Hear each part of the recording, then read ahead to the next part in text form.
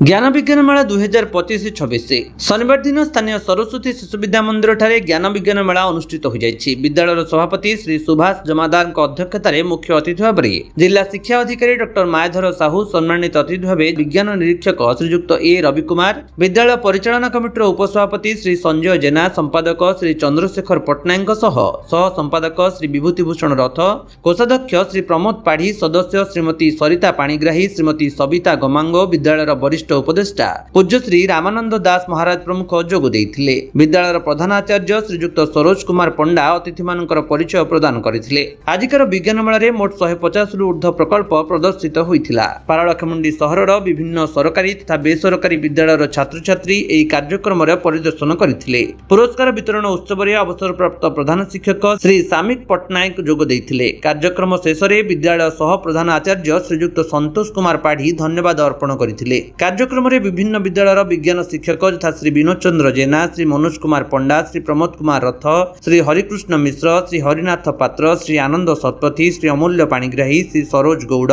श्री महेश पाढ़ी, श्री गोपालकृष्ण पाटजोशी, श्रीमती जिल श्रीलक्ष्मी, श्रीमती कविता राउत प्रमुख विचारक रूप जोग दे सर्वोत्तम प्रकल्प चयन करिबारे सहयोग करथिले। विद्यालयर समस्त गुरुजी गुरुमा मानक सहयोग रे कार्यक्रमटी सफल होइतिला। मो सरोज कुमार पंडा, प्रधान आचार्य सरस्वती शिशु विद्या मंदिर पारालाखेमुंडी। सर कौन कहे आज ज्ञान विज्ञान मेला अनुष्ठित होती आपन स्कूल प्रथम 10 श्रेणी पर्यंत छात्र अंशग्रहण करते छात्र छात्री मध्य वैज्ञानिक सृष्टि करने और विभिन्न प्रकल्प परिदर्शन कर प्रकल्प विषय बुझाई। आज अगस्ट 2 तारिख आम पूर्व निर्धारित कार्यक्रम अनुसार आज प्रथम श्रेणी ठार 10म श्रेणी पिला मध्य विज्ञान जो प्रकल्प प्रोजेक्ट डेमोन्स्ट्रेशन प्रतियोगिता अनुष्ठित होती।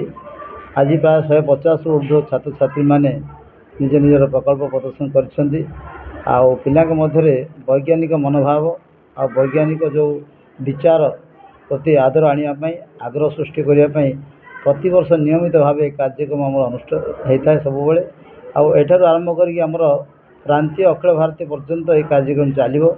जो पिलामाने सिलेक्टेड हेबे से माने परवर्ती पर्याय को उन्नीत हेबे। आज पिला प्रबल उत्साह देखा मिली से माने आज एक भिन्न अनुभव पाई प्रकल्प गुड़िक विषय से बहुत भल भाव विचारक मान बुझाई। आम विभिन्न विद्यालय वरिष्ठ एवं अनुभवी विज्ञान विभाग विचारक मान आनी जो प्रकल्प गुड़िकर चयन करने व्यवस्था करूँ।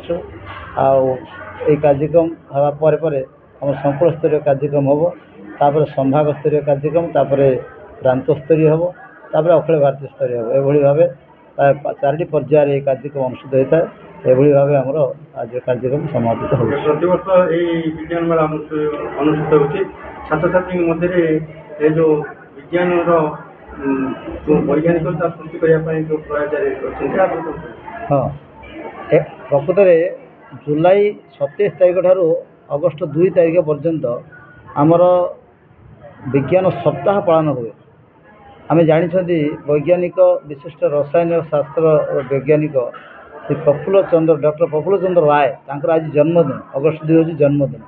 से आज दिन आम बाछीचु यही कार्यक्रम करने पिला मध्य जो साइंटिफिक एस्पेक्ट अच्छी विज्ञान विषय किसी पिला भाव अरुचिकर विषय बोली कि प्रति रुचि सृष्टि करवा आग्रह सृष्टि करवा। आज जमी भारत वर्ष में विज्ञान विकास चली एक जय यात्रा चली यही छोट पिला बयस ही पे आम ये किसी एक्सपोजर देवा किसी से सुजोग देवा ताले हुए तो भविष्य में यही पिला मध्य किसी भल वैज्ञानिक बाहर एमती एक आशा और विश्वास नहीं कि कार्यक्रम आयोजन कर प्रथम श्रेणी छात्री आज ये विज्ञान मेलार अवसर में मु विद्युत स्रोतर चुंबकीय प्रभाव उपर एक प्रकल्प तैयारी कर आनी।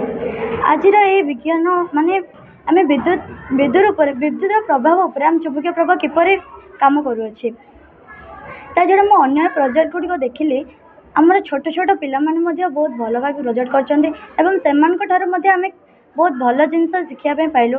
मु देखिली मोर सहपाठी भाई भौणी निज ज्ञान कौशल को प्रयोग कर किपर नूतन प्रयोग तैयारी कर।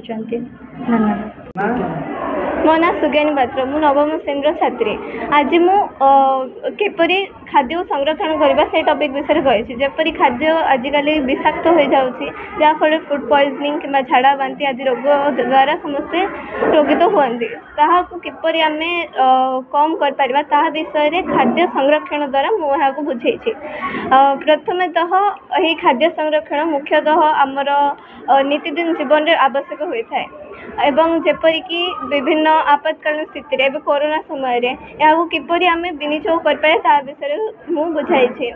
चीनी द्वारा लुण द्वारा तैल द्वारा किंबा रासायनिक सार रासायनिक पदार्थ द्वारा जेपरि सोडियम बेंजोएट सोडियम मेटाबाइसल्फाइड से ही पदार्थ द्वारा मध्य खाद्य को संरक्षण करा जाय थाए। खाद्य संरक्षण करबा द्वारा आमर नित्यदिन जीवन रे सहज होता है एवं हमको विभिन्न रोग मध्य आमे सुरक्षित होता है। सुरक्षित खाद्य खाइबा सुरक्षित बंचिबा एवं सुरक्षित जीवन समस्या देबा एवं मु आज विज्ञान मेला समस्या देखिली विज्ञान मेला मत बहुत किसी शिक्षा मिलला इवेन छोट पिला ठू मोर बड़ भाई भौणी मत बहुत किसी शिक्षा मिलला।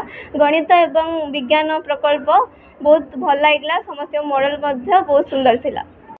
मो नाम हूँ रचित रंजन सेठी मु आज विद्युत स्रोतर चुंबकीय प्रभाव विषय एक मॉडल प्रस्तुत कर आनी जहाँ मध्यम जजेस माने मते किछि प्रश्न पचार एवं मोर अनुभूति भल थिला एवं अन्य माने जहाँकि पिला ठूर मोर बड़ भाई भौणी मान प्रकल्प गुड़िक भल थिला सेमानक ठारू मु बहुत किछि शिखा पाई। गजपति रेणुबाला बेहेरा रिपोर्ट विश्व विजयी न्यूज ओडिशा।